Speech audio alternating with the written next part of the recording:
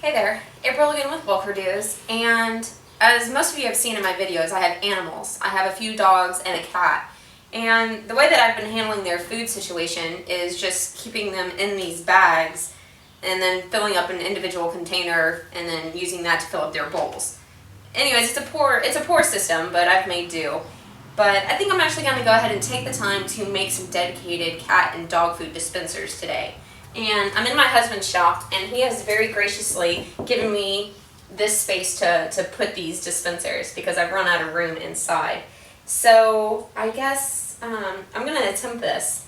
So we'll see how it turns out. I started with getting an estimated volume of the bag of dog food, or trying anyways. I guess they could tell that I was working on something for them, so they were pretty persistent that they be involved. So we ended up finding a compromise. I started off with 2 scrap pine 1x. I cut down the length to 20 inches and then the width down to 6.5. I grabbed my third board and cut 2 lengths of 12 inches. Then ran it through my table saw to also knock it down to 6.5. Then I tilted my blade to 30 degrees so that I could put a 60-degree bevel on the ends. To complete a funnel shape, I grabbed 2 scraps, cut 2 lengths of 3 inches, then also put a 60-degree bevel on the end. I realized I did not need them on the end, but rather on the edge, so I grabbed a few more scraps and redid them. To make a back, I grabbed some 1/2-inch plywood and then just put my shape on top of it and traced around it. Then I used my jigsaw to rough cut it out.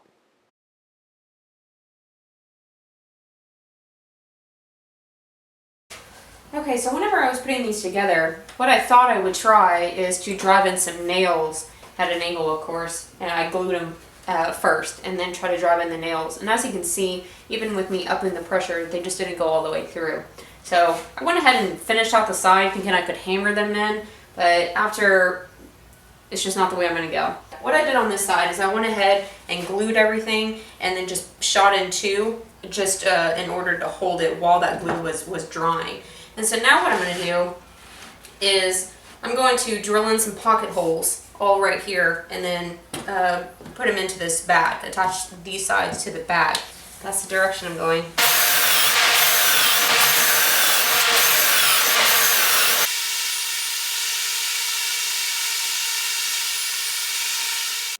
Before screwing in the second side, I made sure that the top and the bottom were the same measurement. I decided to add 2 screws to each joint. To keep my drill bit from walking around on me, I would start the bit off straight and then angle the drill to go in at the angle. Then I flipped it over and used my flush trim bit to square it all up. I made a front cover with 1/4-inch plywood, essentially using the same steps, tracing it out, doing a rough cut, and then at this time I used a nail gun to attach it. Then went back with my flush trim bit and then just gave everything a good sanding. I just cut out some dados from these scraps and I'm planning on mounting them like so and then cutting a 1/4-inch piece of wood to psh, psh. You like that? Psh, psh. That's my door sliding open and close. The only thing I'm worried about with that plan is I'm worried whenever I'm trying to shut it that the dog food's going to continue to pour out and it's not going to be able to close it off all the way. So we'll just have to see. I'm playing it by ear here.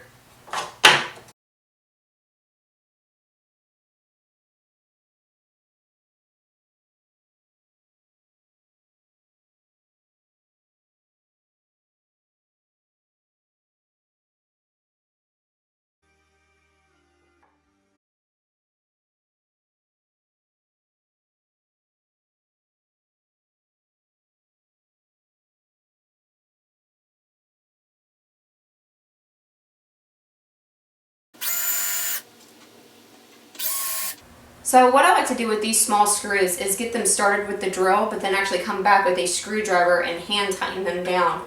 It's very easy to over tighten these and just turn these holes to mush. And I found that even by setting the clutch on the drill, it's just, you have no feel for what's going on inside that hole. And so I just prefer this method. And there we are. I decided to use the French cleat system in order to hang this. The heck is this? Oh boy, needs a rub.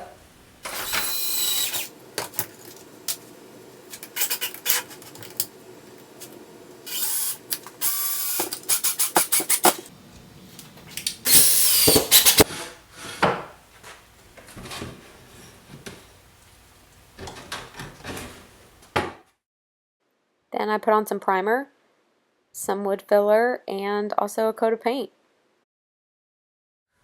Well, it didn't come out as perfect as what I was hoping. Like I was predicting, the chute does not close all the way. And I was going to redesign it, but my husband said to just go ahead and leave it since it does stop the dog food, which is what I need it to do. So instead, I've already been thinking of another design that I can use, and I'm going to be making a cat food dispenser. And so if it turns out to work better, then I'll shoot a video and show it to you guys. But in the meantime, this is a container that I fill up about once a week, and then I fill up their bowls from here. And so instead of trying to pour the giant 25-pound bag in here, which is never successful, I can just come over here, and that's it. It's rather simple. Definitely a lot more simple than me trying to pour it in there from the bag. Anytime I get a new bag, I can just pour it directly in here. I will need a step stool, but that doesn't bother me. I did leave enough room. The dog food probably comes up to about right here. And so there's enough room for some, whenever it starts getting low, and then an entire bag on top of it.